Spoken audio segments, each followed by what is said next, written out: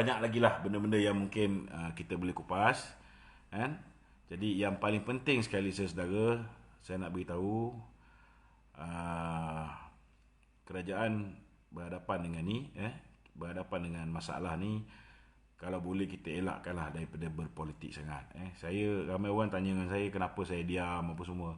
Bukan saya tak nak kritik, bukan saya tak nak kritik. Cuma kalau misalnya dalam keadaan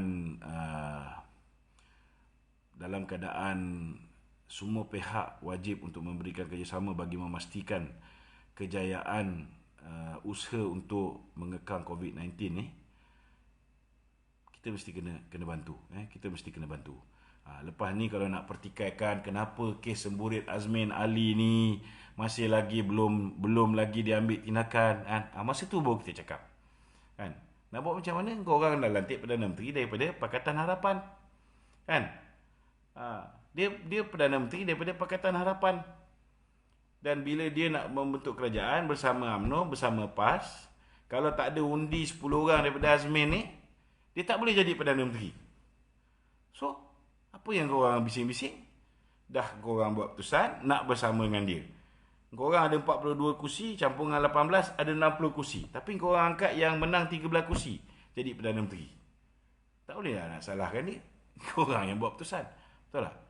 Jadi, buat masa ni, untuk sepanjang tempoh PKP ni, kita bantu je lah untuk mengekang COVID-19 ni daripada terus menular. Lepas ni nak sambung, nak pertikaikan, boleh pertikai. Lagipun kita fikirlah sendiri macam mana Perdana Menteri kita ni nak ambil tindakan. Contohnya lah, pengurusi dia dah menang tanpa bertanding. Siapa pengurusi dia? Dr. Mahathir. Orang yang mengepalai Pakatan Harapan. Orang yang melindungi DAP. Kan? Itu sebab walaupun sekarang ni kita dah tukar kerajaan, kita tengok muka Mahathir hari-hari dekat televisyen. Macam mana tak muka Mahathir hari-hari kat televisyen? Orang bising. Sebelum berita je hari-hari minta pandangan Mahathir. Nak buat macam mana? Yang duduk jaga TV3 hari ni Firdaus Abdullah. Firdaus Abdullah ni orang Mahathir. Mestilah hari-hari cerita pasal Mahathir. Padahal orang tua ni lah yang membenarkan pelancong-pelancong daripada negara China untuk masuk ke dalam negara ni. Walaupun kita dah tahu bahawa wabak tu sudah menular. Tapi nak buat macam mana? Hari ni pandangan orang tua ni lah hari yang diambil. Berita pasal Syed Saddiq yang selalu keluar. Kena faham. Bila Firdaus ni diletakkan untuk TV3, Tan Sri Muhyiddin nak buang, dia boleh buang.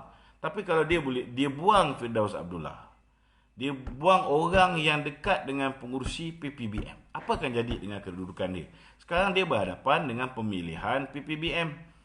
Dia ditentang pula oleh anak kepada pengurusi PPBM. Kalau dia betul-betul nak lawan Tun Dr. Mahathir, tuan-tuan, kalau dia betul-betul nak lawan Tun Dr. Mahathir, saya nak beritahu lah, dia sepatutnya sebagai Perdana Menteri, dia kena lawan pengurusi PPBM. Tapi nak buat macam mana? Dia menghormati Tun Dr. Mahathir. Itu sebab kalau kita tengok, IGP yang melindungi Azmin Ali masih dikekalkan sebagai IGP. Kita tengok, dia tukar Peguam Negara. Dia tukar Peguam Negara. Tapi dia lantik Peguam Negara, Tan Sri Idrus Harun, abang kepada Azhar Harun, pengurusi SPR. Dan orang dah tahu dah ni keluarga memang geng Pakatan Harapan. Dia letak situ. Bila dia letak situ, tuan-tuan fikir, adakah keadilan akan diberikan kepada orang UMNO yang selama hari ini menerima dipanggil sebagai menerima pendakwaan malicious prosecution ataupun menerima pendakwaan terpilih? Sudah pastilah tidak ada peluang untuk mereka ni dilepaskan. Itu sebab diletakkan Idrus Harun di situ. Tuan-tuan rasa Datuk Seri Najib boleh diberikan akan dibebaskan daripada kes dia, contohnya SRC International? Kalau saya tanya dengan Datuk Seri Najib, memang dia yakin dengan kes yang dia ada cukup kuat menyebelahi dia. Tetapi bagaimana mungkin tuan-tuan dia boleh lepas daripada kes ini dalam keadaan dia merupakan seorang yang telah dituduh mencuri duit warna MDB, salah laku seleweng, dan orang pertama dalam parti yang menuduh dia ialah Tan Sri Muhyiddin. Kerana Tan Sri Muhyiddin adalah orang yang pertama yang terpengaruh dengan Tun Dr. Mahathir dan memulakan gerakan untuk menentang Dato' Najib. So kalau tiba-tibalah mahkamah ni adil, kita pun tahu Ketua Hakim Negara pun dilantik oleh Tun Dr. Mahathir. Sampai sekarang pun orang yang sama, tak ditukar. Tak payah ceritalah orang yang Board of Director yang dilantik oleh Lim Guan Eng, yang hari ini duduk dalam PUMB, yang hari ini duduk dalam PNB, yang hari ini duduk dalam GLC GLC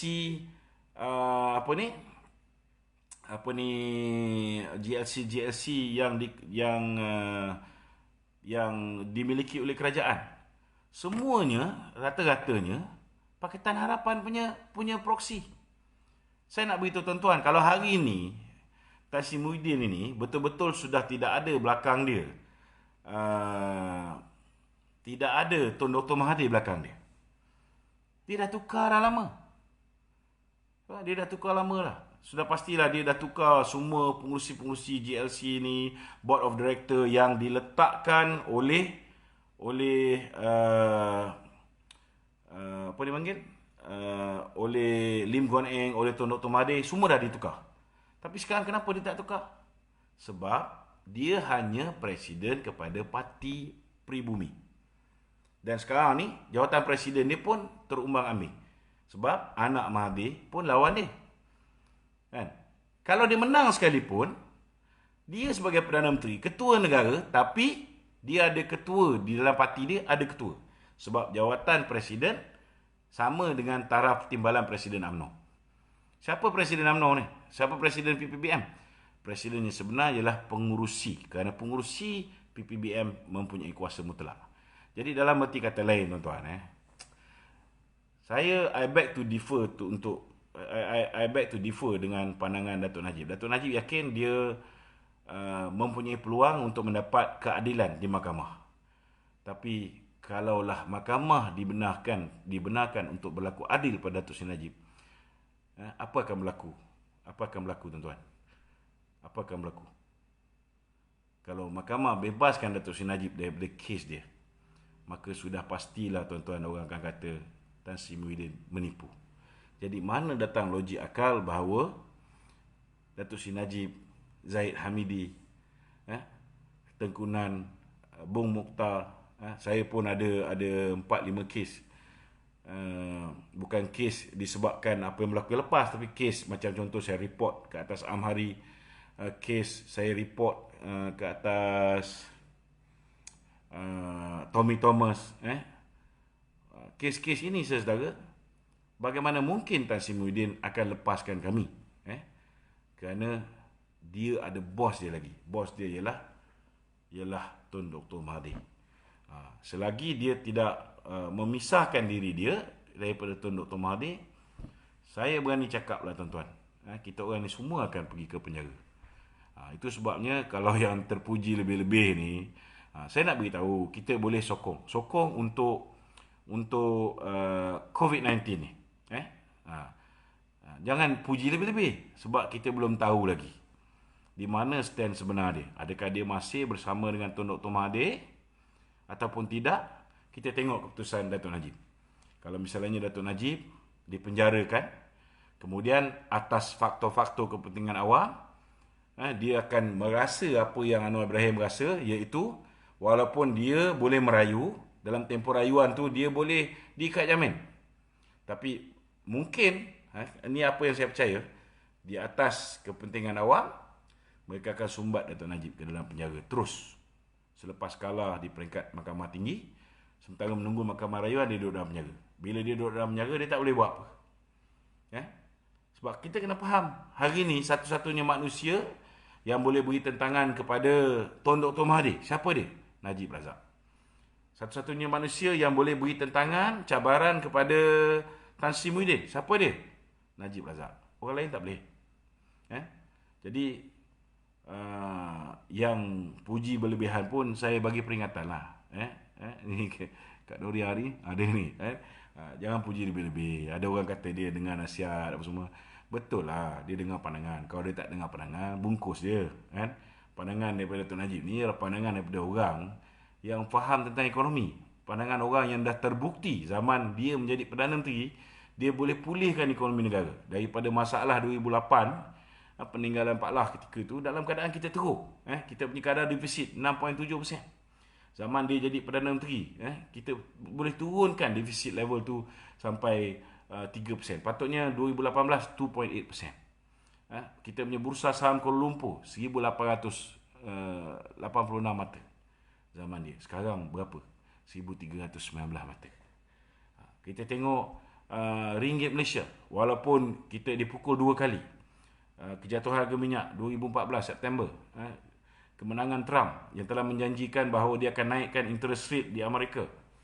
Tetapi kita tengok Datuk Najib berjaya untuk pulihkan ringgit, sehingga kan bila dia letak jawatan RM3.85 satu US dollar. Kita bagi kat mereka hari ni apa jadi, tuan-tuan? Dah sampai dekat RM4.5 dah. Jadi saya nak beritahu tuan-tuan, jangan terlalu awal membuat kesimpulan bahawa dengan kerjasama dengan Perikatan Nasional ini, maka mereka-mereka yang telah dianiaya zaman pemerintahan Pakatan Harapan ini akan dibebaskan.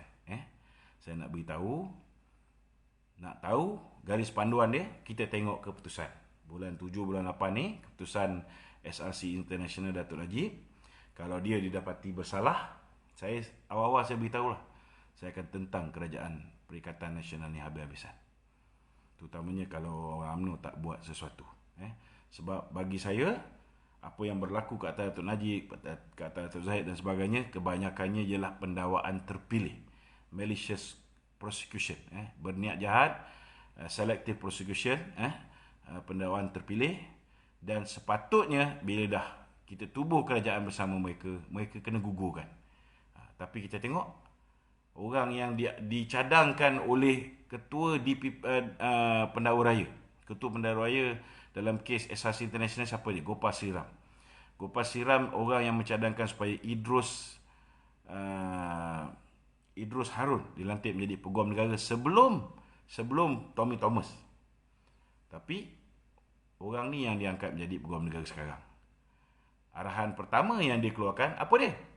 Dia arahkan supaya Gopal Siram meneruskan pendakwaan kes-kes yang melibatkan Datuk Seri Najib, Datuk Seri Rosmah dan semua kes-kes yang berprofil tinggi ni. Maknanya apa? Takkan tak boleh fikir, kan? Itu je lah yang nak saya sampaikan. Sekian. Assalamualaikum warahmatullahi wabarakatuh.